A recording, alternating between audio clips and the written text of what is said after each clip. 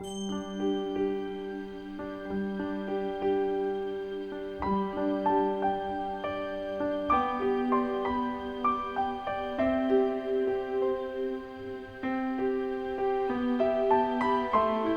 이 시간 여러분과 함께 이 복음과 은혜라고 하는 제목으로 은혜를 나누고자 합니다. 오늘날 우리는 땅끝까지 복음을 전하겠다는 예수 그리스도의 지상 명령을 따라서 전 세계 지구촌 곳곳마다 대부분의 복음이 다 들어갔을 거라고 생각들을 합니다. 그러나 많은 선교사들의 그 헌신과 그리고 순교에도 불구하고 2020년 6월 시점으로 볼 때에 미전도 종족은 세계 인구의 40%에 달한다는 것입니다. 여기에 미전도 종족이란 엄밀히 말해서 스스로 복음화할 수 있는 공동체가 2% 미만인 곳을 말하는데 아직도 7,400여 종족, 세계 인구의 41.6%인 약 32억 명이 복음을 제대로 받아들이지는 못하고 있는 것도 모르고 있다는 것입니다. 이처럼 아직도 추수할 영혼들이 허다한 이 시대에 예수님의 마음을 품고 영혼들을 구원의 길로 인도해 줄 일꾼들은 예수님은 오늘도 간절히 찾으신다는 것입니다. 복음을 전하는 일이 점점 힘이 들어도 또 많은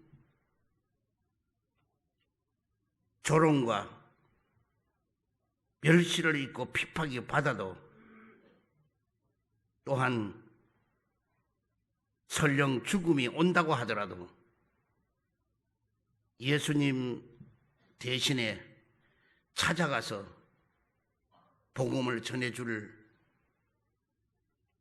여러분이 되셔야 될 것이고 또 예수님 오늘도 간절히 그러한 분을 찾고 원하고 계시는 것입니다. 그렇다면 예수님은 왜 우리가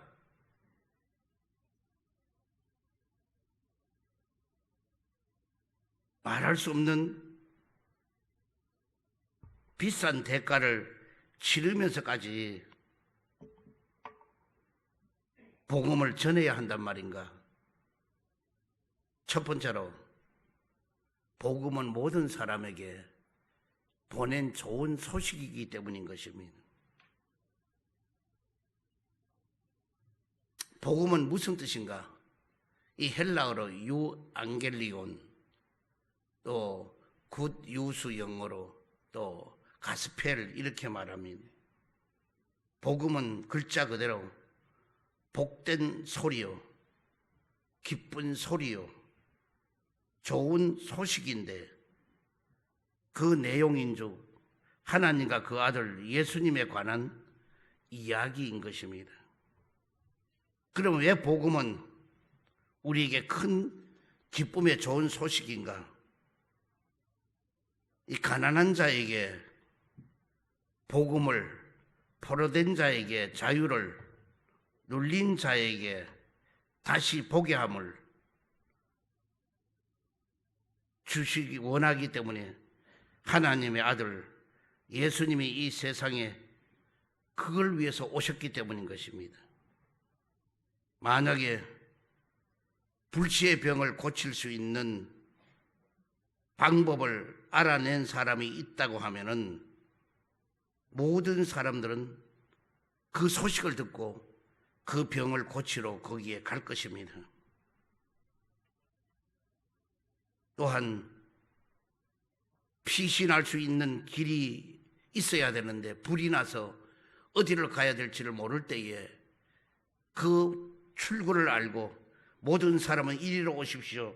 그러면은 이 불을 피하여 죽음을 피하고 살아갈 수 있습니다 하며 통로를 알려주는 사람이 있다면은 누구라도 그 길을 가려고 원할 것입니다.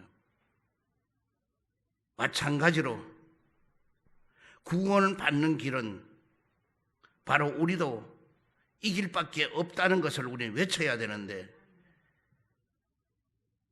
영혼에 죽어가는 그 길목에서 넋을 놓고 지쳐있는 사람들에게 우리는 복음을 분명히 전해야 되는데, 이 급박한 세태 속에서도 우리는 이 복음을 제대로 전하지 않고 있다는 것이 가슴 아픈 일인 것입니다. 또한 복음은 모든 사람에게 하나님이 주신 선물인 것입니다. 이 세상은 일정한 기간이 지나가면은 폭발하도록 장치가 된 폭탄과 같습니다. 베드로후서 3장 12절에 하나님의 날이 임하기를 바라보고 간절히 사모하라. 그날에는 하늘이 불에 타서 풀어지고 체질이 뜨거운 불에 녹아지려니와 그랬습니다.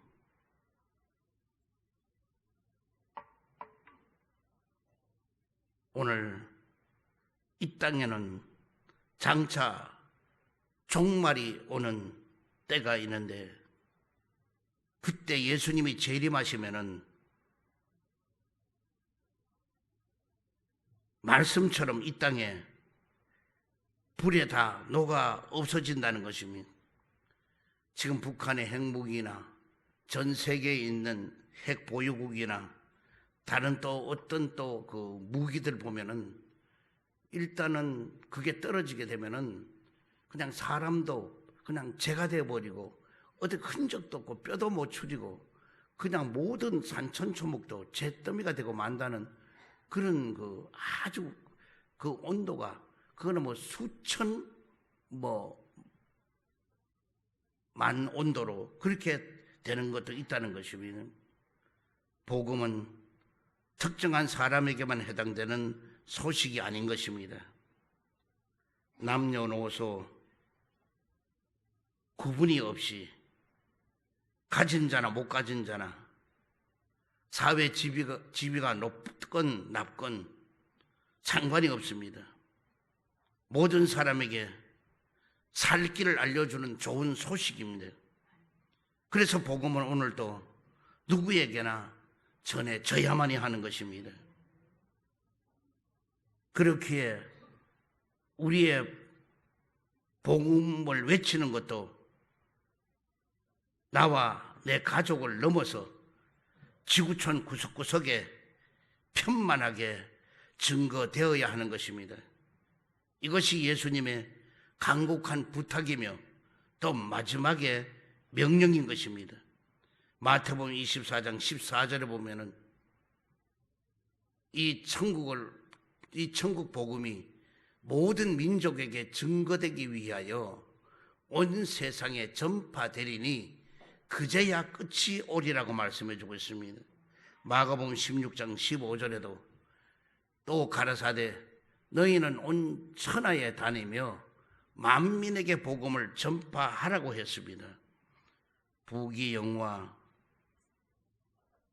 재력에 관계가 없이 누구에게나 죽음의 때는 찾아오게 되어 있는 것입니다. 그러나 죽음으로 모든 것이 끝나는 것만은 아닌 것입니다. 죽음 뒤에는 분명히 심판이 기다리고 있는 것입니다. 그런데 많은 사람들이 하나님의 심판을 믿지를 아니하고 세상에 도취되어서 살아가고 있습니다. 그들은 세상 쾌락은 잠깐이지만은 그 심판의 고통은 지나고 나면은 영원한 줄을 모르고 살기 때문인 것입니다. 그래서 우리 성도 자신도 쾌락과 성공과 돈과 이런 것에 집착하지를 말고 영원을 준비해야 하고, 또 죽음 뒤에 영원한 삶이 남아있다는 것을 일깨워 주기 위해서 우리는 복음을 전파해야 하는 것입니다. 그러면은 구원받을 수 있는 길은 오직 한 길뿐이라는 것입니다. 요한복음 14장 6절에 보면은 예수께서 가라사대 내가 곧 길이요 진리요 생명이니 나로 말미암지 않고는 아버지께로 올 자가 없느니라고 했습니다.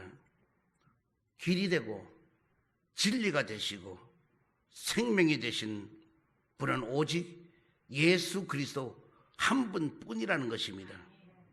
세상에 속한 일은 여러 방법과 여러 길이 있습니다만, 그러나 하나님께로 가는 길은 유일하게도 오직 한 길, 오직 예수 그리스도에 가는 그 길뿐인 것입니다. 인도의 전도자 존스는 복음은 하나님의 사람을 찾는 일이다. 그러므로 종교는 많으나 복음은 하나뿐이다라고 했습니다. 죄와 심판과 영원한 지옥의 형벌로부터 구원을 얻는 길은 오직 예수 그리스도만을 통해서만이 가능한 것입니다.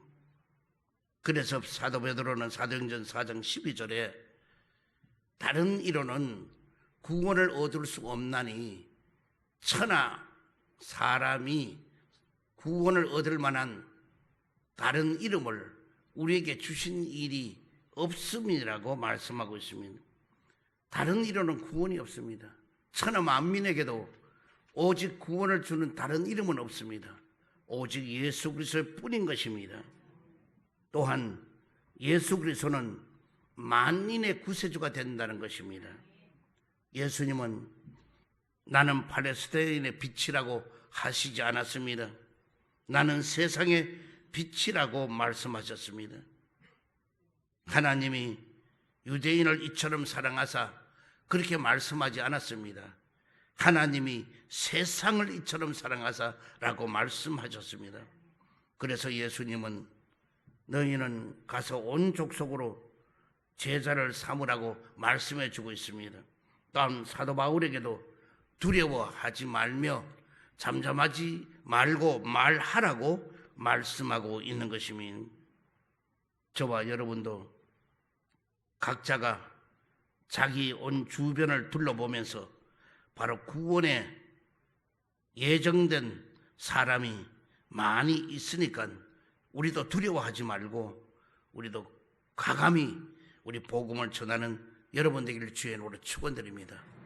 그래서 우리는 우리 주위에도 복음을 전해야 되고 해야 될 너무나 많은데 우리가 안 하고 안일하게 있단 말이에요. 그래서 우리는 계획을 세워야 돼요. 듣든지 아니 듣든지 전하라고 그랬잖아요. 그럼 우리 그렇게 해야 되는 거예요. 그래서 우리는 교회에 와서 우리의 신앙만 유지하는 것이 아니라 주위의 모든 사람에게 우리는 복음을 던져야 돼요. 그래서 그들이 주께로 오도록 해야 되는 거예요. 두 번째로 복음 삶을 변화시키는 은혜가 있다는, 복음은 삶을 변화시키는 은혜가 임한다는 것입니다. 여기 은혜라고 하면은 카리토라고 하는데 사람에 대한 하나님의 무조건적인 사랑인 것입니다. 은혜라고 하는 것은 은혜 받을 자격이 안 되는 자에게 그저 베푸는 것이 은혜인 것입니다. 그래서 은혜는 값없이 주는 것이고 은혜는 또 값없이 받는 것이 은혜인 것입니다. 그래서 우리가 죄인임에게도 불구하고 구원받은 것은 하나님의 전적인 은혜인 것입니다. 하나님께서 그 크신 사랑으로 독생성자 예수님을 보내사 십자가에 피 흘려 죽게 하심으로 우리의 죄를 용서해 주시고 또 영원한 생명을 주셨습니다. 이것은 전적인 은혜인 것입니다. 예를 들어서 위험에 빠진 사람이 자기가 보니 옆에는 가족이라고 하면은 그가 그거 목숨을 걸고 가서 건져내어서 그러면 그건 당연한 거예요. 자기 가족을 건진 건 당연한 것이지 그건 은혜라고 말할 수는 없는 것입니다. 그러나 만일 전혀 모르는 사람이라든지 또는 이 원수임에도 불구하고 불이나 물에 들어가서 그 사람을 건져내어서 데리고 왔다면 그것은 뭐냐? 전적으로 은혜인 것입니다. 그는 왜? 목숨을 내어 던지고 그 사람을 건져내었기 때문에 그는 은혜인 것입니다. 하나님께서 우리를 구원하신 것은 우리가 구원해 줄 만한 자격이 되는 존재이거나 또한 우리가 하나님과 그럴 만한 관계가 있어서 그런 것이 아닌 것입니다. 하나님께서 순전히 은혜로서 저와 여러분을 구원해 주신 것입니다. 또한 믿음으로 받는 하나님의 은혜인 것입니다. 에베소서 2장 8절에 보면은 너희가 그 은혜를 인하여 믿음으로 말미암아 구원을 얻었나니 이것이 너희에게 난 것이 아니요 하나님의 선물이라고 말씀해 주고 있습니다. 다쳤는데 누가 업어 주려고 하는 사람이 있다든지 또 물에 빠졌는데 누가 팔을 뻗어서 잡으려고 해주는 사람이 있다면은 그것을 그 의지하는 마음으로 또 업히고 또 붙잡아 주는데 붙잡아 주는 걸 잡고 하는 것은 그것이 뭐냐? 바로 믿음으로 볼 수 있습니다.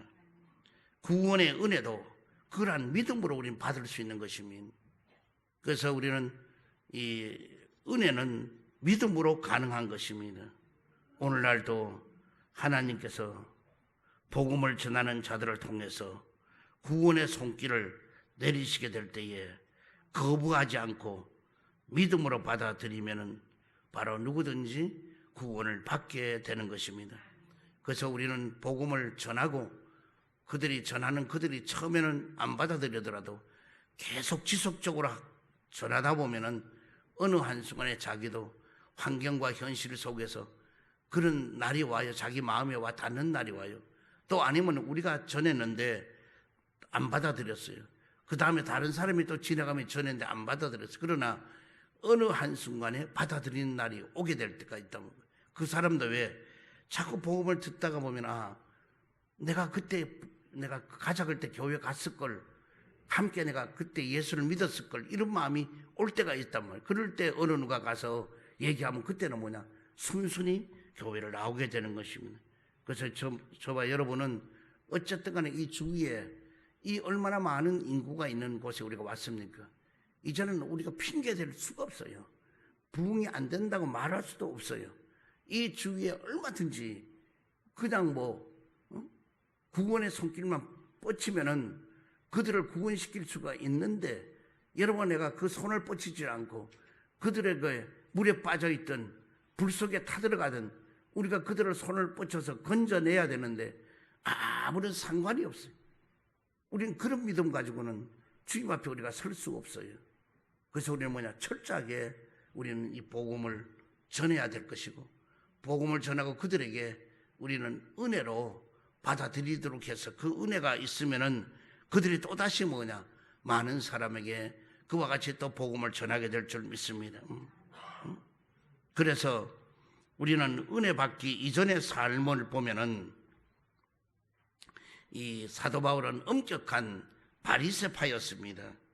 그래서 은혜 받기 전에 그 바울은 종교 생활에서 아주 열심히였을 뿐만 아니라 그는 한 주에 2번씩 금식을 하고 10의 1조를 철저하게 지키고 안식일에 철두철미하게 준수하고 세리와 죄인들과는 상대를 하지 않았고 613조항의 율법을 지키는데 흠이 없다고 자타가 공인할 정도로 된 사도 바울입니다. 또한 예수님의 회방자로 핍박자였다는 것입니다. 그토록 엄격히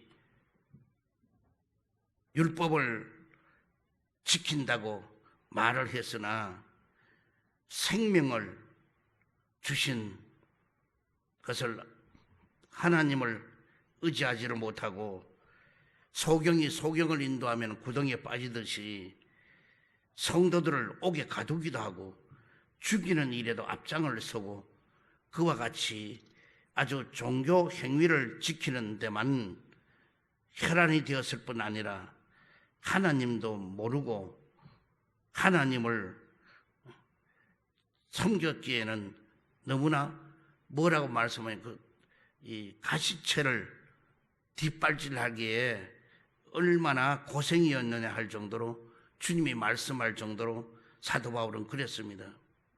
그러나 은혜로서 이러한 바울은 예수님이 그 바울의 그와 같은 처신에 있어도 만나 주셨던 것입니다. 성도를 결박하고 공문을 가지고 가던 중에 다메섹 도상에서 만나 주셨던 것입니다. 그리고 바울에게 영의 눈을 뜨게 만들어 주시고 빛으로 인도하여 주시고 하나님께로 돌아오게 한 그 사랑을 그는 받게 된 것입니다. 그리고 또 사명을 받게 된 것입니다. 그래서 그가 행위로 본다면 분명히 죽을 수밖에 없었지만은 이것을 주님이 만나주시고 함께한 것은 전적인 은혜인 것입니다. 또 은혜 받은 이후의 삶은 사도 바울은 어땠느냐? 사도 바울은 이전에는 유익하게 여겼던 것을 다 해로 여기고 그리고 다 배설물로 여기고 예수님과 복음을 위하여서 그는 미쳤다는 소리를 들을 정도로 그는 헌신하였습니다. 그래서 사도행전 26장 24절을 보면 바울아 내게 미쳤도다. 내 많은 학문이 너를 미치게 한다라고 하였으면 세상 보기에는 바울은 미쳤다고 하고 그렇다면 우리는 무엇에 미쳐 있습니까? 또 누구에게 우리는 미쳐 있는가 하는 것입니다. 사도 바울은 남이 봐도 오직 예수 그리스도로 미쳤다는 것입니다. 그럼 미친 사람의 특징은 뭐냐? 한 가지 일만 생각한다는 것입니다. 미친 자는 주로 한 가지 일에만 집중을 합니다. 바울도 그는 자나깨나 예수님, 먹으나 굶으나 예수님, 사나 죽으나 예수님, 오직 그에게는 예수님만 그 속에 있었던 것입니다. 그래서 사도 바울은 오직 예수, 중심 예수, 절대 예수, 십자가만을 자랑하는 오늘 사도 바울의 그 신앙을 본받는 여러분 되기를 주의 축원드립니다. 또 사도 바울은 수치를 모른다는 것입니다. 미친 자는 남들이 비웃어도 남들이 조롱을 해도 그를 수치를 모르고 사는 것입니다. 예수님에게 미친 사람도 예수님을 부끄럽게 여기질 아니하고 큰 영광으로 여긴다는 것입니다. 그래서 우리는 복음 전할 때 수치를 몰라야 돼요. 뭐 수치스럽게 생각한다 이러면 그는 복음이 전해지지 않아요. 여러분도 나도 미친 사람은 수치를 모르는 거예요. 누가 아무리 얘기를 해도요. 미친 사람은 뭐냐? 그저 휴죽휴죽 웃고 그저 기뻐하고 막 즐거워하고 남을 막 때리고 이런 거 안 해요. 미친 사람은 자기 혼자 좋아가지고 그냥 막 날뛰는 거예요. 그러다가 낮에 배고프면은 그냥 쓰레기통과 뒤져가지고 그냥 썩은 거 냄새 나는 것도 그걸 다 먹어요. 응?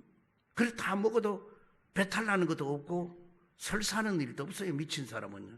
왜? 그 기쁘게 즐겁게 그러니까 그런가 봐요. 그래서 이 미친 사람은 수치를 모르는 거예요. 오늘 우리도 사도 바울이 미쳤다고 그랬듯이 학문에도 미치고 막 다 했다고 얘기했는데 오늘 우리도 정말 예수 위해서 미쳐보자고요. 우리가 미치면은 여기 모란시장 왔을 때 우리가 전도하는 것도 부끄러운 것도 없어요. 제가 아는 주위에 있는 분들도 연세가 아무리 많아도 지금도 지하철에서 복음을 전하고 막 곳곳마다 여기에 가서 복음을 전하 이런 분들 많아요. 근데 우리는 과연 지금 뭘 하고 있는지 한번 생각해 보고 우리는 열심을 내기를 주의로 축원드립니다. 또 미친 사람은 큰 힘을 내게 되는 것입니다. 미친 사람은 거의 사람의 힘의 한 8배 정도가 힘이 세요. 그래서 미친 사람 여러분 잡히면은 그거는 뭐 엄청난 어려움을 가져올 때가 많아요. 그래서 우리는 미친 사람에게는 영적으로 제압하지 않으면은 이겨낼 길이 없어요. 미친 자는 큰 힘을 발휘하게 되는 것입니다. 예수님께 미치면은 고생도 마다하지 않고 죽음도 사양하지 않고 그리고 헌신하게 되는 겁니다. 예수님께 미쳐지면은 죽음도 겁나는 거 없어요. 그리고 어떤 것도 두려워하지 않아요. 그리고 헌신하게 되는 것입니다. 예수님께 미치는 것은 불행이 아니라 복받게 되고 상받게 되는 기회가 오게 될 줄 믿습니다. 그래서 여러분 나는 복음 전하는 거 해도 되고 안 해도 되는 이제 정말 올해도 이제 몇 달 남지도 않았어요. 이 남지 않은 이 기간 동안에 우리는 어쨌든 복음을 전해야 돼요. 누구를 가서 붙들든 여러분이 10사람 이상만 복음을 전해보세요. 저도 시간만 남으면 복음을 어쨌든 나는 전해요. 기회만 오면은. 그럼 뭐 식당에 가든 아니면 뭐 커피숍에 가든 아니면 다른 어떤 길에서 누굴 만나든 기회만 있으면 복음을 전해요. 그런데 그 열매를 맺은 것도 많이 있어요. 오늘 여러분의 신앙만 지키기에 급급한 삶이 되지 말고 우리 복음을 전하자고요. 전하면은 뭐냐? 기적은 오고 역사는 일어나게 될 것이니. 그래서 여러분이 복음을 전하면은 성령님이 함께 해주시고 큰 힘을 발휘할 수 있도록 능력도 더하여 줄 줄 믿습니다. 여러분이 능력은 언제 오느냐?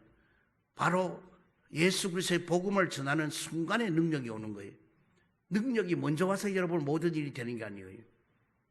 그러므로 여러분이 그와 같이 될 때에 정말 귀신도 쫓겨나가고 병자는 일어나게 되고 이런 역사가 비일비재하게 일어나게 되는 겁니다. 왜? 여러분이 복음을 전할 때에 능력도 받게 되는 것입니다. 그래서 우리 교회가 이제는 여기서 침체되는 것이 아니라 지금부터 이 교회가 처음 83년 11월 3일 날 창립한 이래로 그대로 뭐냐? 부흥되고 크게 번창하는 역사가 일어나게 될 줄 믿습니다. 그래서 여기에 우리가 머무는 것도 영원히 머무는 건 아닐 거예요. 분명히 하나님이 저 광주에 있는 교회보다 더 큰 교회를 또 우리에게 주셔서 그는 왜 주느냐? 그는 욕심이 아니에요. 그 많은 일을 여의도에서 이제 못한 일을 우리가 이제는 이어받아야 돼요. 그 일을 하시려고 주님 주셨어요. 그래서 저도 이제는 여러분이 볼 때는 이제는 다 됐다 이래 싶고 또 내가 봐도 좀 다 된 것 같아요. 왜냐하면은 이 모더나로 인해서 후유증이 생겨서 눈이 안 보이는 거예요. 그래서 내가 이걸 안경을 썼다 벗었다고 글씨가 안 보일 정도예요. 그러나 이것도 몇 달 안 가면요 눈이 밝아지게 될 거예요. 왜 그러냐면 그렇게 기도하는 거예요. 왜? 모더나 후유증이라도 그것을 다른 사람은 어떻게 되는지 나는 몰라요. 나와 하나님 관계 속에는 자꾸 주님 감사합니다. 고맙습니다. 안 보여도 감사합니다. 그리고 또 안 보이면 그냥 여러분은 설교 한 10분, 15분이면 끝나도록 만들어야죠. 어떻게 왜? 보이지도 않으니까. 그러나 또 좋은 일이 있게 될 줄 믿습니다. 또 여러분에게도 분명히 하나님은 때가 되면 또 여기도 좋은 후임도 보내주시게 될 것이고 또 제가 가는 앞으로 해야 될 일도 엄청난 일을 하나님이 만들어 주셨어요. 지금까지 한 일보다가 훨씬 더한 일을 오늘 모세가 80이 되었을 때에 그 사명을 큰 사명을 주었듯이 저도 그렇게 주는 걸 저는 알고 있어요. 그러므로 오늘 더 열심으로 우리는 신앙생활 잘하고 제가 오늘 하자는 건 뭐예요? 여러분이 안일한 신앙생활을 하지 말고 복음을 전하자는 거예요. 왜? 복음은 은혜예요. 은혜는 값없이 받았으니 값없이 줘야 되는 거예요. 그런데 나는, 여러분은 은혜는 받았는데 그 은혜를 전하지를 못하는 거예요. 값없이 베풀지를 못하는 거예요. 그러니까 우리는 더 열심으로 베푸는 여러분들을 주여 축원드립니다.